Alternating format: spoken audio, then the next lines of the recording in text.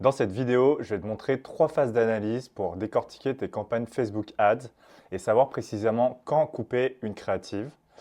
J'ai pu auditer des dizaines de comptes et le constat, c'est toujours le même, c'est que beaucoup d'infopreneurs lancent des pubs sans comprendre vraiment ce qu'ils font. Donc je vais te parler des 3 phases d'analyse que j'utilise et je t'explique à travers cette vidéo à quoi servent les KPI avec des chiffres.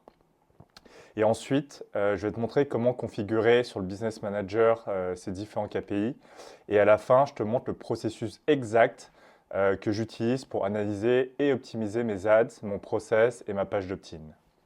Allez, c'est parti.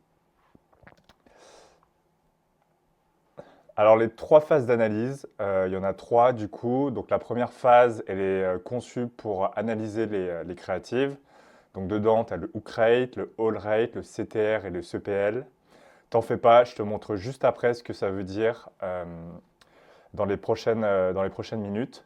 Ensuite, il y a la phase 2 qui se concentre sur la rentabilité de ton produit. Donc là, on va analyser le CPA, la LTV et le ROAS. Et ensuite, la dernière phase, elle va se concentrer sur ton funnel, sur ta page d'opt-in, où là, on va aller voir le CPL et les taux d'abonnement. Donc au niveau de la phase 1, on a le hook rate.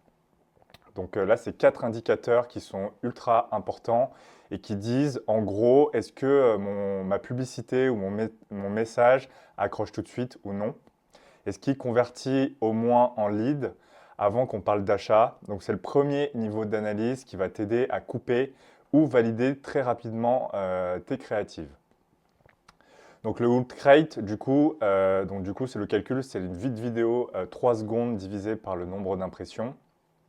Donc en gros, c'est le ratio de personnes qui dépassent les 3 secondes de visionnage sur ta vidéo rapporté au nombre d'impressions.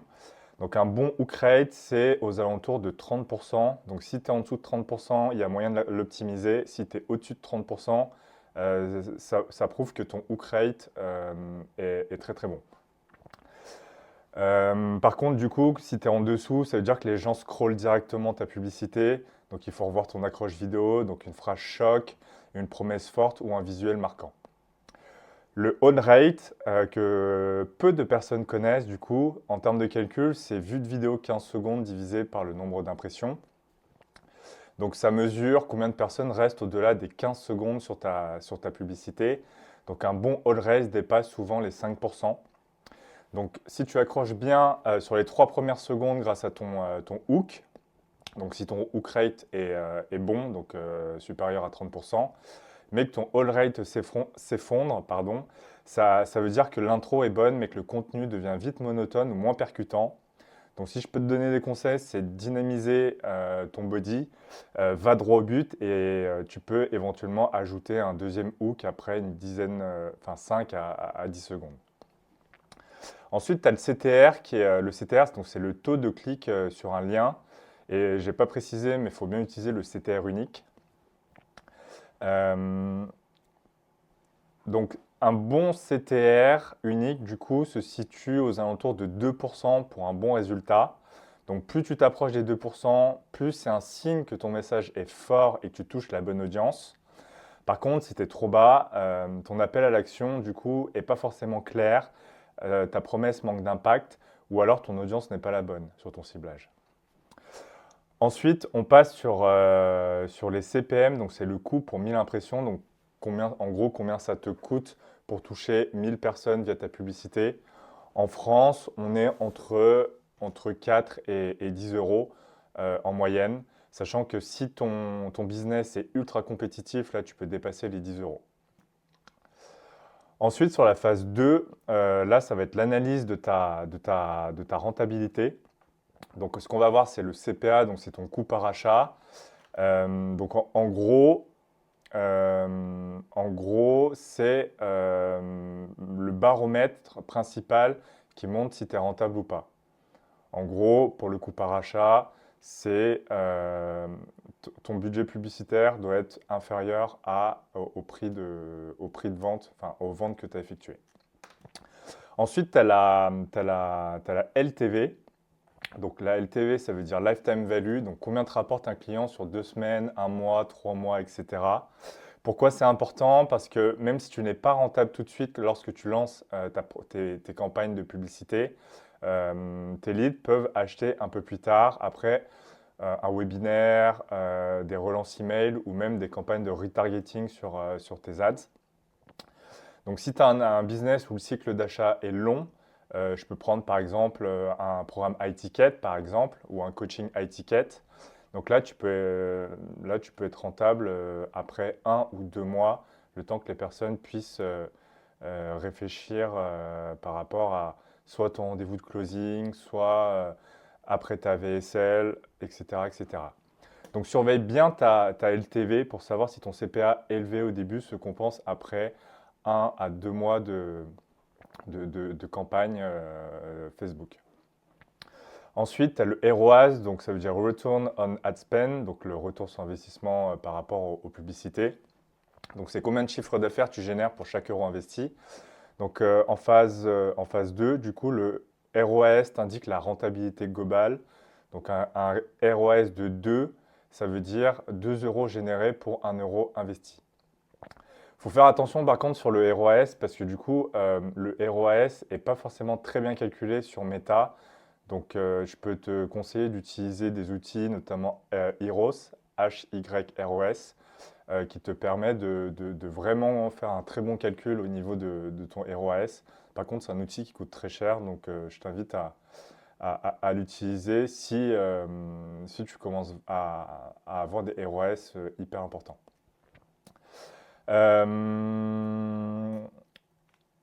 Donc du coup, sur la phase 2, donc si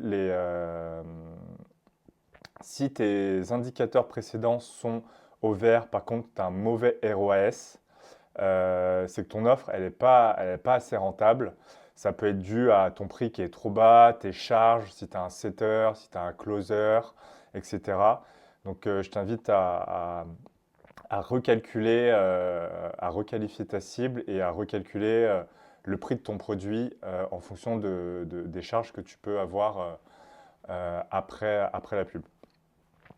Voilà pour la phase 2. Concernant la phase 3, donc là, la phase 3, elle sert vraiment à analyser ton funnel, donc ta page d'opt-in.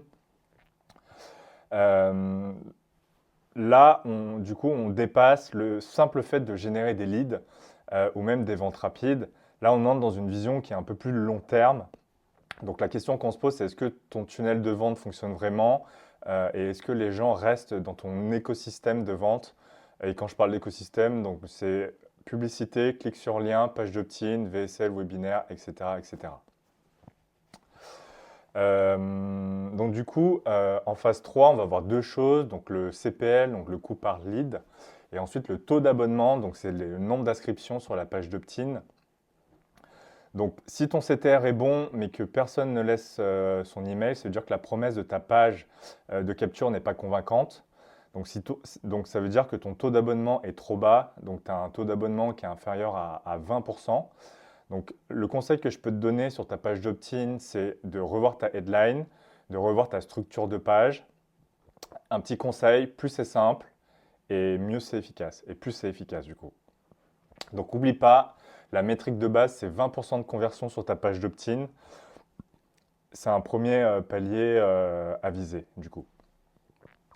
Donc, pour résumer, si les gens cliquent mais ne s'inscrivent pas, c'est que le souci est dans le tunnel et pas dans tes créatives. Donc, simplifie tes pages, bosse ta promesse et surveille à nouveau ton CPL pour voir si ça s'améliore. Donc maintenant, je vais te montrer comment afficher ces KPI sur le Business Manager. Donc, on va passer sur le Business Manager. Donc là, on arrive sur le Business Manager. Donc, ce que tu peux faire, du coup, c'est aller juste ici dans colonne. Généralement, on est sur performance par défaut. Donc, ce que je te conseille de faire, c'est d'abord de cliquer sur performance et clic. Ensuite, si tu veux ajouter ton hook rate et ton hold rate, il n'est pas par défaut configuré sur le Business Manager, donc tu dois faire un calcul. Donc là, hop, colonne performance et clic. Je clique sur personnaliser les colonnes. Ensuite, personnaliser. Donc là, je fais créer un indicateur personnalisé. Donc le nom ou create 2 parce que j'ai déjà créé le mien. Donc c'est lecture de vidéo 3 secondes divisé par les impressions. Donc là, toutes les personnes qui ont accès à cette entreprise, si tu travailles avec une agence, crée un indicateur. Donc quand tu descends, ok, donc là dans le Hookrate, tu pourras le mettre, hop. Donc le Hookrate a été ajouté. Maintenant concernant le hold rate, créer un indicateur personnalisé, hold rate 2 parce que je l'ai déjà créé. Donc là c'est True Play. True Play en langage Facebook, c'est dire vue de vidéo 15 secondes que tu divises par le nombre d'impressions. Donc tu crées un indicateur. Hop. Et là, en cliquant, ça rajoute le hold rate. Et là, tu peux voir du coup tout à droite que tu as les hook rates, donc supérieurs à 33%, à 30%. Donc c'est des bons hook rates. Et le hold rate qui est supérieur à 2%, ce qui montre que les chiffres sont bons. Voilà, on retourne sur ma diapositive. Donc maintenant, on va voir comment analyser tout ça. Je vais te donner le schéma que j'utilise, donc le process que j'utilise pour ça. Donc ça, c'est toute la procédure de diagnostic que j'utilise pour analyser mes créatives, ma rentabilité ainsi que mon funnel.